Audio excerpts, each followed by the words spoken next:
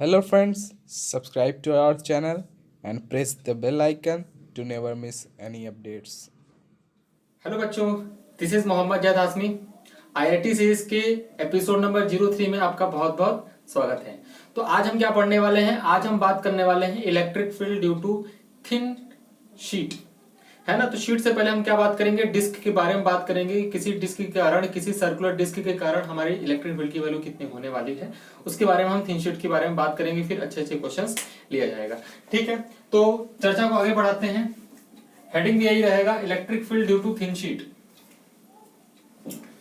Electric field due to thin sheet,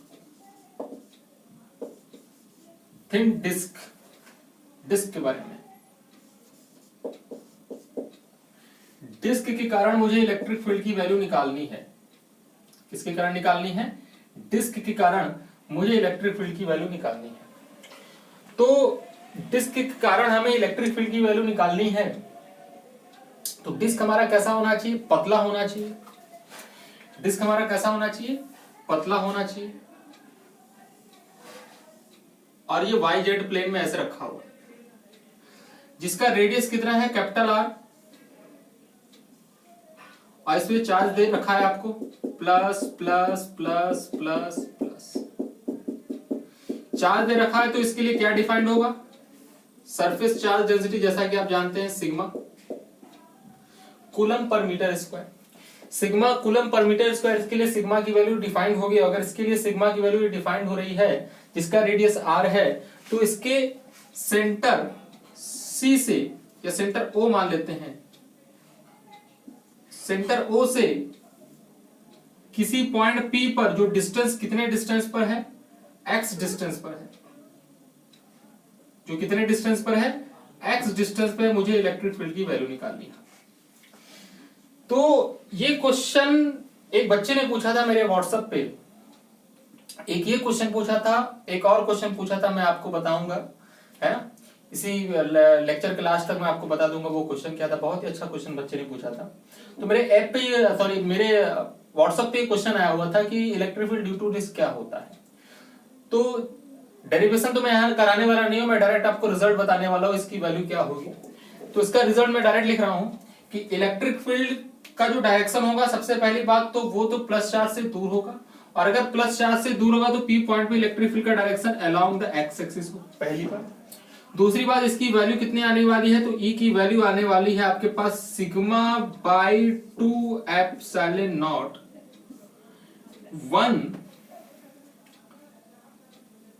1 minus x upon root में are square plus x square. ये इसका value है। मतलब electric field की इंटेंसिटी जो हमारे किसी डिस्क की वजह से आ रही है, वो डिस्क की वजह से जो इलेक्ट्रिक फील्ड की इंटेंसिटी आएगी, उसके सेंटर से एक्स डिस्टेंस दूर पर ई की value sigma by 2 epsilon nought. Sigma क्या है? Surface charge density. 1 minus x upon में रूट में are square plus x square. ये इसकी वैल्यू है। ये आपको याद रखना है, क्योंकि कई अच्छे अच्छे क्वेश्चन यहीं से ही क्या हो जाते हैं? सॉल्व हो जाते हैं, डायरेक्ट सॉल्व हो जाते हैं, है ना। तो अब अगर आप अच्छे बच्चे हैं तो इस फॉर्मूले को याद रखे रहेंगे, जैसे कि मुझे ये फॉर्मूला याद था। ठीक है। कभी कभी सवाल में दे देता है कि इलेक्ट्रिक फील्ड और पोजीशन के बीच का ग्राफ बनाओ, तो मैं ग्राफ भी बनाना आपको सिखा देता हूं कि इलेक्ट्रिक फील्ड और पोजीशन के बीच का ग्राफ। तो मैं एक कंडीशन बनाता हूं यहां पर। वो कंडीशन क्या है? कंडीशन ये है कि अगर x बराबर 0 हो जाए, कंडीशन नंबर 1, केस नंबर 1, कि अगर x बराबर 0 हो जाए, तो x बराबर ये 0 कब होगा? जब ये P पॉइंट कहां पे आ जाएगा? सेंटर पे। और अगर सेंटर पे आ जाएगा मींस एट सेंटर। यहां क्या लिखने वाला हूं मैं? At centre. तो electric field at the centre पे कितना हो जाएगा? Electric field at the centre जब यहां निकालोगे, x की वैल्यू कब रखोगे? 0। जैसे ही 0 रखोगे तो ये पूरा पूरा 0 हो जाएगा, और ये पूरा पूरा 0 हो जा रहा है। तो कितना बचा? Sigma by 2 epsilon not. 1 minus 0 1 बचा। तो इसकी value electric field at the centre कितना आ गई? सिग्मा बाई कितना? 2 एप्सिलॉन नॉट। ये वैल्यू आ गई सेंटर पे इलेक्ट्रिक फील्ड डिस्क की। दूसरा केस मैं बना रहा हूं कि अगर मैं ये बोलूं कि x is much much much much greater than capital R, अगर x बहुत ही बड़ा है r से, मतलब बहुत दूर की बात की जा रहा है, x क्या है, r से बहुत बड़ा है, मतलब कि डिस्क से बहुत दूर पोजीशन, बहुत फार अवे पॉइंट पे मुझे इलेक्ट्रिक फील्ड की वैल्यू निकालनी है। अगर फार अवे पॉइंट पे मुझे इलेक्ट्रिक फील्ड की वैल्यू निकालनी है, या तो हाँ ऐसे बोल सकते हैं, फार अवे पॉइंट पे अगर मुझे इलेक्ट्रिक फील्ड की वैल्यू निकालनी है तो किस टाइप से निकालेंगे, है ना। तो खैर x is much much greater than capital R, तो R की वैल्यू उस समय क्या मान सकते हैं, R की वैल्यू हम निगलेक्ट मारेंगे। और R की वैल्यू अगर हम निगलेक्ट मार रहे हैं, मतलब R की वैल्यू निगलेक्ट मारो, R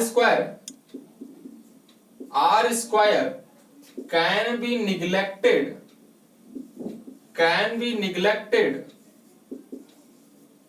in comparison to x square के कंपैरिजन में r स्क्वायर को क्या करेंगे, नेग्लेक्ट मार सकते हैं। तो r स्क्वायर जैसे ही 0 हुआ तो ये x स्क्वायर बचा, तो x बाहर आ गया, x और x कट गया, 1 बचा, 1 माइनस 1 कितना हो गया, 0, मतलब इलेक्ट्रिक फील्ड 0। मतलब बहुत दूर पोजीशन पे, या ऐसा बोल सकते हैं इनफाइनाइट पोजीशन पे क्या हो जाएगा, इलेक्ट्रिक फील्ड 0 हो जाएगा। तो electric field eight infinite position क्या हो जाएगा, 0। एट इनफाइनाइट पोजीशन, बहुत दूर वाले पोजीशन पे क्या हो जाएगा, इलेक्ट्रिक फील्ड की वैल्यू 0 आ जाएगी। तो हमें यह समझ में आया कि जब सेंटर पे बात की जा रही है तो सेंटर पे कुछ इलेक्ट्रिक फील्ड है, लेकिन बहुत दूर बात की जा रही है, x is much much much much greater than capital R की अगर बात की जा रही है, तो अगर x is much much much much greater than capital R की बात की जा रही है तो इलेक्ट्रिक फील्ड क्या हो जा रही है, 0। और इलेक्ट्रिक फील्ड क्या हो गई हमारी, 0। और अगर इलेक्ट्रिक फील्ड 0 हो गई, इसका मतलब ये कि इलेक्ट्रिक फील्ड घटा होगा, है ना। और कैसे घटा होगा, तो इसका ग्राफ बनवाते हैं कि कैसे घटा होगा, उसका ग्राफ बना दीजिए। तो ध्यान से अगर तुम देखो तो मैं ग्राफ बनाने के लिए चल रहा हूं, तो ये आपका केस हो गया, है ना। तो इसका मतलब क्या हुआ, मैक्सिमम इलेक्ट्रिक फील्ड कहां बना, मैक्सिमम इलेक्ट्रिक फील्ड आपको मिला सेंटर पे। तो सेंटर पे मैक्सिमम इलेक्ट्रिक फील्ड मिलता है भाई साहब, है ना। सेंटर पर कैसा मिलता है, मैक्सिमम इलेक्ट्रिक फील्ड मिलता है। तो ये आपका बन गया disc, plus plus plus plus plus plus, और ये हो गया सेंटर, यहीं से बनाऊंगा। और ये अलोंग एक्स एक्सिस, ये नीचे, ये इलेक्ट्रिक फील्ड है। तो अब अगर तुम ध्यान से देखो तो सेंटर पर इलेक्ट्रिक फील्ड मैक्सिमम है, और सेंटर से दूर अगर जा रहे हैं तो यहां पे कुछ इलेक्ट्रिक फील्ड मिलेगा, लेकिन घट चुका होगा, उसका डायरेक्शन इधर राइट साइड। राइट साइड मतलब इलेक्ट्रिक फील्ड पॉजिटिव है। और अगर इससे इस लेफ्ट साइड में देखेंगे तो इलेक्ट्रिक फील्ड किधर होगा, लेफ्ट साइड। लेफ्ट साइड में देखेंगे तो दूर होगा, इलेक्ट्रिक फील्ड हमेशा पॉजिटिव चार्ज से दूर जाना चाहिए, तो इलेक्ट्रिक फील्ड दूर जाना चाहिए, लेफ्ट साइड मतलब इलेक्ट्रिक फील्ड नेगेटिव होगा। और सेंटर पे क्या है, पॉजिटिव। पॉजिटिव मतलब सॉरी सेंटर पे क्या है, मैक्सिमम, तो यहां पे मैक्सिमम इलेक्ट्रिक फील्ड है ना, तो मैक्सिमम इलेक्ट्रिक फील्ड, लेकिन राइट साइड जाएंगे तो इलेक्ट्रिक फील्ड घटेगा। तो ग्राफ कुछ ऐसा होता है, कुछ ऐसा। और जस्ट निगेटिव साइड जाएंगे तो इलेक्ट्रिक फील्ड निगेटिव हो गया, तो कुछ ऐसा, इस टाइप से। ये क्या है, मैक्सिमम इलेक्ट्रिक फील्ड, है ना। This is the maximum electric field. तो ये मैक्सिमम इलेक्ट्रिक फील्ड हो गया। इस टाइप से ग्राफ बनाते हैं, ऊपर नीचे क्यों बना, ये आपको लॉजिक समझ में आना चाहिए, है ना। और ये ऐसा ही क्यों बना, ये कैसा कर्व है, ये आपका किस टाइप का कर्व है, ये आपको ऐसा लग रहा है 1/r² टाइप का। हाँ 1/r² टाइप का ही ऐसा कुछ बन जाता है ना। तो 1/r² ऐसा ही कुछ टाइप का बन जाता है, तो ऐसा हो जाता है। तो ये हो गया, बन गया हमारा, है ना। अच्छा ये बातें तो हो गई, ग्राफ की बातें हो गई। अब एक कंडीशन और, ये तीसरा कंडीशन बनाता हूं। ये तो बहुत दूर वाले पॉइंट के लिए था, x अगर बहुत बहुत ज्यादा दूर हो जाएगा तो x² की वैल्यू बहुत ज्यादा हो गई तो r² को कंपैरिजन, उसके कंपैरिजन में निगलेक्ट मार सकते हैं। दूसरा चीज, दूसरा कंडीशन बनाते हैं डिस्क के लिए ही, कि इफ, किसके लिए, डिस्क के लिए, if r tending to infinite, अगर मैं डिस्क का रेडियस बहुत बहुत बहुत बहुत बड़ा ले लूं, r टेंडिंग टू इनफाइनाइट, तो अगर वो r tending to infinite then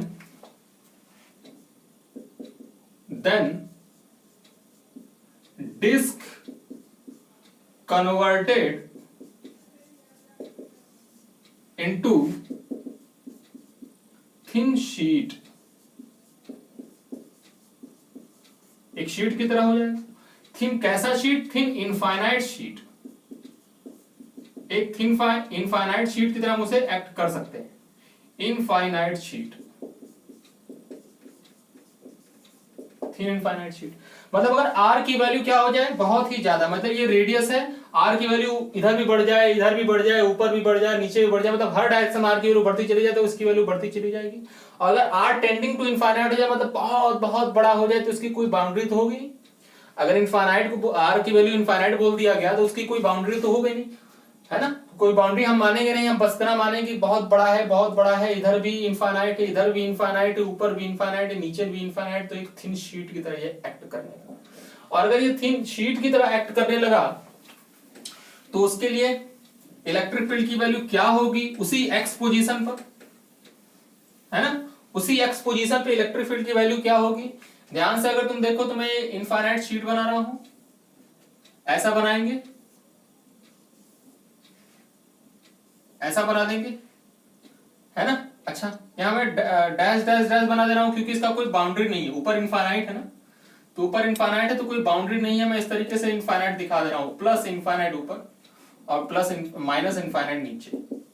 अच्छा, इनफाइनाइट इधर भी है और इधर भी, ऐसा नहीं खाली इसका शेप है, इसका विड्थ कुछ है ना, इधर भी इनफाइनाइट, इधर भी इनफाइनाइट, ऊपर भी इनफाइनाइट, नीचे भी इनफाइनाइट, है ना। इनफाइनाइट शीट है ये, r की वैल्यू अगर टेंडिंग टू इनफाइनाइट होगी तो x पोजीशन पे इलेक्ट्रिक फील्ड की वैल्यू क्या होगी ये निकालनी है। तो ध्यान से अगर आप देखें तो ये प्लस प्लस प्लस लगा दे इसको, है ना। सरफेस चार्ज डेंसिटी इसकी कितनी होगी, सिग्मा, और इसके सेंटर से x पोजीशन पे मुझे ये p पॉइंट है, यहां इलेक्ट्रिक फील्ड की वैल्यू निकालनी है। तो उसी फॉर्मूले में r की वैल्यू इनफाइनाइट रख दीजिए, r की वैल्यू क्या रख दीजिए, इनफाइनाइट। तो फॉर्मूला क्या था हमारा, फॉर्मूला था बेटा हमारा E बराबर sigma by 2 epsilon not 1 minus x upon root में r square plus x square. जिस दिन r टेंडिंग टू इंफिनिटी हो गया, r टेंडिंग टू इंफिनिटी, तो ये पूरा का पूरा क्या हो जाएगा, इंफिनिटी, और यक्स अपॉन इंफिनिटी ये पूरा क्या हो गया, जीरो। और अगर ये पूरा जीरो हो गया, ये क्या हो गया, जीरो हो गया, तो हम क्या बोलेंगे कि electric field is equal to sigma by 2 epsilon nought. मतलब जो इलेक्ट्रिक फील्ड मिली वो इलेक्ट्रिक फील्ड क्या मिल गई, सिग्मा बाय 2 एप्सिलॉन नॉट। तो यहां पे इलेक्ट्रिक फील्ड की जो वैल्यू मिल गई, कितनी मिल गई, सिग्मा बाय 2 एप्सिलॉन नॉट, और डायरेक्शन किधर। तो अब मैं तुमसे एक बात पूछूं कि बताओ क्या ये इलेक्ट्रिक फील्ड जो ये थिन इनफाइनाइट शीट के कारण आ रहा है, क्या ये x पे डिपेंड करता है, तो आंसर है नहीं, ये x पे डिपेंड नहीं कर रहा, क्योंकि x पोजीशन पे ही निकाले हैं। और अगर x पोजीशन निकाले तो जब मैंने r टेंडिंग टू इनफाइनाइट रख दिया तो r के इनफाइनाइट हो जाने की वजह से ये पूरा जीरो हो गया, मैंने x को छुआ तक नहीं था।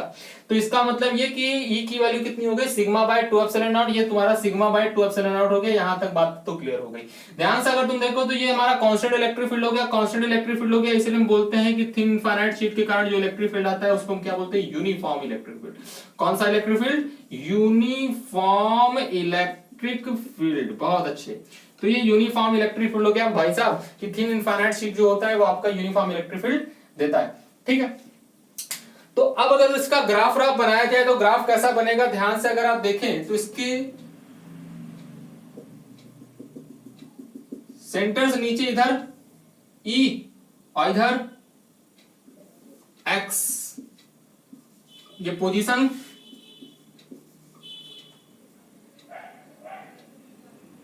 ये इलेक्ट्रिक फील्ड, नीचे नेगेटिव इलेक्ट्रिक फील्ड। ध्यान से अगर आप देखें तो इस साइड में पॉजिटिव इलेक्ट्रिक फील्ड मिलेगा और इस साइड में नेगेटिव इलेक्ट्रिक फील्ड मिलेगा, लेकिन किधर मिलेगा, दूर मिलेगा। लेफ्ट साइड में नेगेटिव, इधर मिला पॉजिटिव, और दोनों तरफ क्या रहेगा, कांस्टेंट इलेक्ट्रिक फील्ड, एक्स पर डिपेंड नहीं करेगा। तो इसका मतलब ये कि राइट साइड में अगर बना रहे हैं तो पॉजिटिव इलेक्ट्रिक फील्ड वो भी कांस्टेंट, तो हमने क्या लगा दिया ये, और लेफ्ट साइड में इलेक्ट्रिक फील्ड कांस्टेंट, तो कांस्टेंट इलेक्ट्रिक फील्ड मतलब पैरेलल लाइन खींच देंगे वो कांस्टेंट इलेक्ट्रिक फील्ड हो गया। तो इसका ग्राफ बन गया E वर्सेस X का, ये आपका ग्राफ बन गया। तो E वर्सेस X का ये ग्राफ बना for thin sheet. E versus X का जो ग्राफ बना मैंने किसका दिखाया आपको, वो डिस्क के लिए दिखाया है ना। और उसका फॉर्मूला आप याद रखेंगे sigma by 2 epsilon not 1 minus x upon में रूट में r square plus x square. दूसरी चीज और क्या याद रखेंगे, और याद रखेंगे कि किसी थिन शीट की वजह से जो इलेक्ट्रिक फील्ड होता है वो यूनिफॉर्म इलेक्ट्रिक फील्ड होता है और वो पोजीशन डिपेंड नहीं करता है, इसलिए वो यूनिफॉर्म इलेक्ट्रिक फील्ड होता है जिसकी value sigma by 2 epsilon not होती है।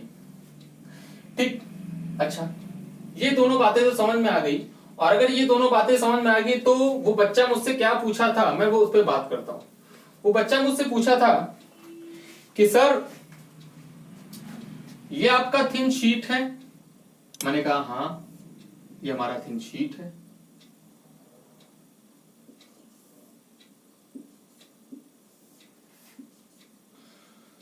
जो कि इनफाइनाइट है, नीचे भी क्या है इनफाइनाइट है, क्लियर। और इसमें से एक डिस्क काट लिया गया, इसमें से क्या काट लिया गया, डिस्क, जिसका रेडियस कितना हो r, और ये positive positive positive positive positive positive positive,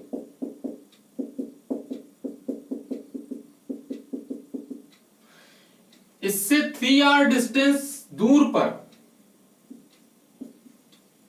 एक पॉइंट P है जहां मुझे इलेक्ट्रिक फील्ड की वैल्यू निकालनी है।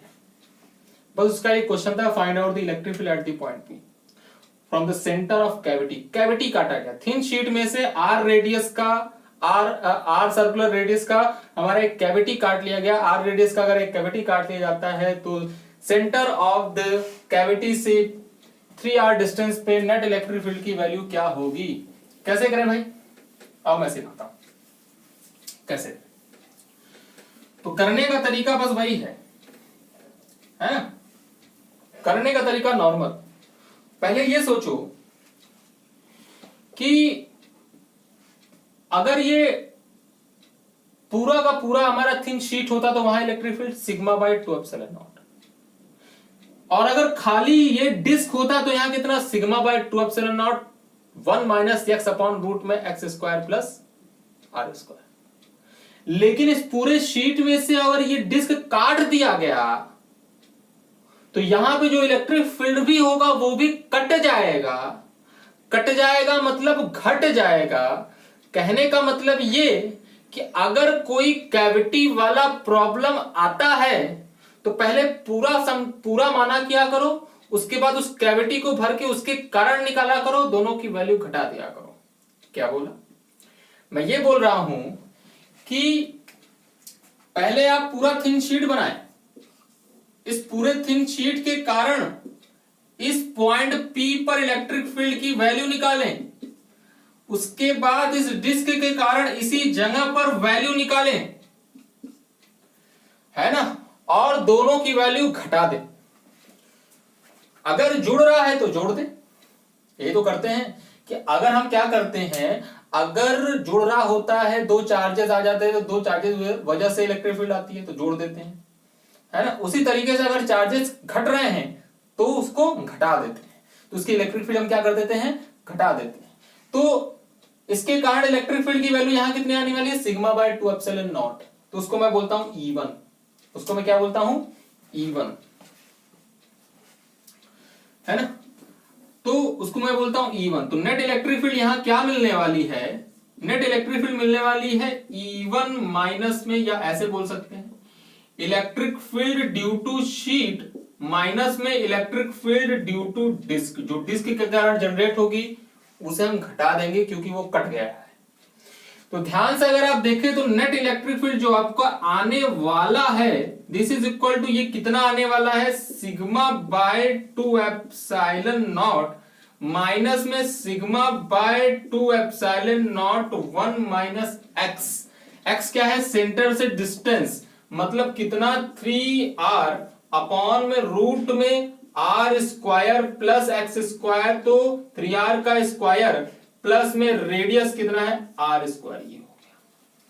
इसको सॉल्व कर दो और जैसे इसको सॉल्व करोगे तो नेट इलेक्ट्रिक फील्ड की वैल्यू आ जाएगी sigma by 2 epsilon nought, sigma by 2 epsilon not cut गया, तो सिर्फ क्या बचा, उधर माइनस माइनस जाके प्लस हो गया, तो बचा तुम्हारे पास sigma by 2 epsilon naught into 3r root में 3 3 जा 9 और ये हो गया 10, तो ये हो गया 10, तो ये बन गया 10 r स्क्वायर बाहर, r हो गया बेकार, तो r हो गया बेकार, तो e की वैल्यू जो तुम्हारे पास आने वाली है वो e की वैल्यू आने वाली है net electric field is equal to 3 sigma upon 2 root 10 epsilon nought. Answer, this is the value of electric field, net electric field. फंडा क्या है, घट रहा है तो घटा दो, जुड़ रहा है तो जोड़ दो। तो यहां पे क्या हो रहा था, यहां पे डिस्क कट रहा था ना, घट रहा था, तो इसीलिए मैंने क्या कर दिया, इलेक्ट्रिक फील्ड घटा दिया, है ना। तो बड़े वाले में से छोटा वाला घटा दोगे, आंसर आ जाएगा। ठीक है, फिर अगला क्वेश्चन लेते हैं, जल्दी से इसे नोट करें। हाँ साहब, अगला क्वेश्चन लेते हैं। अगला क्वेश्चन देखते हैं क्या कहता है कि मान लेते हैं एक चार्ज पार्टिकल किसी एल लेंथ के थ्रेड से एक इनफाइनाइट शीट से लटका हुआ है, ये इनफाइनाइट शीट है,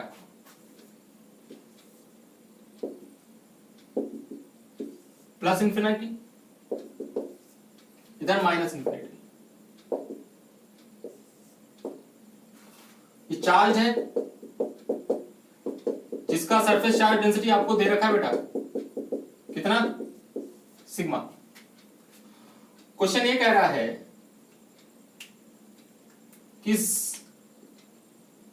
कि सेंटर से एक चार्ज बॉल जिसकी वैल्यू कितनी है स्मॉल q एंड मास कितना है स्मॉल m लटकाया गया, जिसका लेंथ कितना है आपका l। समझ में आ रही बात। और यहां पे ग्रेविटी नहीं मानना बेटा, आपको मानना है ग्रेविटी फ्री स्पेस, यहां ग्रेविटी नहीं लग रहा है, ग्रेविटी फ्री स्पेस मानना है आपको। जब तक दिया ना जाए ग्रेविटी तब तक इलेक्ट्रोस्टैटिक्स में ग्रेविटी नहीं मानते, है ना, क्योंकि इसका इफेक्ट बहुत कम होता है। अगर दे रहा है तो आपको एज्यूम करना है, वरना उसको छोड़ देना है। तो ग्रेविटी फ्री स्पेस अगर मैं नहीं लिखता तब भी आप ग्रेविटी फ्री स्पेस ही मानते। तो क्वेश्चन ये कह रहा है कि अगर एक चार्ज बॉल है जिसका मास m है, एक थ्रेड से लटकाया गया l लेंथ के उस डिस्क के इनफाइनाइट शीट से, तो क्वेश्चन ये कह रहा है कि find out the time period of oscillation of ball, है ना, रिक्वायर्ड टाइम पीरियड,